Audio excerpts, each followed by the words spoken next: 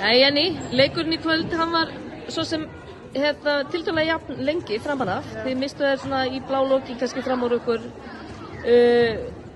og þið mættuðu bara nokkuð vel. Sérstaklega svona líkamlega, bara sterkar og börðust fyrir hverju bolta. Og svo framistæði þín, ekki slæm, það var svolítið gaman að sjá körfurnar þínar. En og framtíðin björt í Grindavík. Hvað sér þú svona helst í hendi þér hvað þessi leikir að gefa ykkur svona fyrir framtíðina, Grindavíkurstelpunum eins og ungu? Það gefur okkur alltaf sjálfstraust ef eitthvað er. Við höfum alltaf að koma eða fyrst skipti upp í Sölvudeild eða efstu deild og það hefur bara sérstaklega það og svo sýnir líka bara hvað er björt framtíðin hjá okkur. Hvað við erum sterkar í körfubolta. Það er alltaf eftir að sýna það. Nú fellur ekkert lið og þannig að þið eru náttúrulega tiltölulega öruggar. Er það ekki eitthvað sem gefur ykkur bara sjálfstraust í að nýta hvern leik?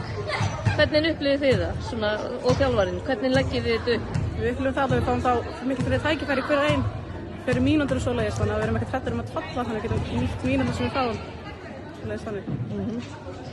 Þriggjastiga skotin, þau voru ansi skemmtileg. Er þetta eitthvað sem þú ert að æfa? Þau eru há og fögur og það þyrfti eiginlega loftverðað eftirlitið í þetta. Bæði og svona af og til æfi ég þau.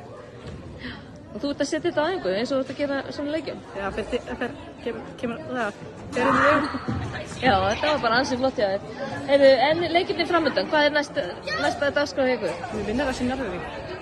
Já. Man ekki alveg reyðan á þessu. Nei, þannig að þið eru bara að taka þetta svona létt. Þið eru ekki að hafa neinar áhyggjur næsta leikjum en eru bara að njóta. Ég sé að þið hafa gaman að þessu. Já.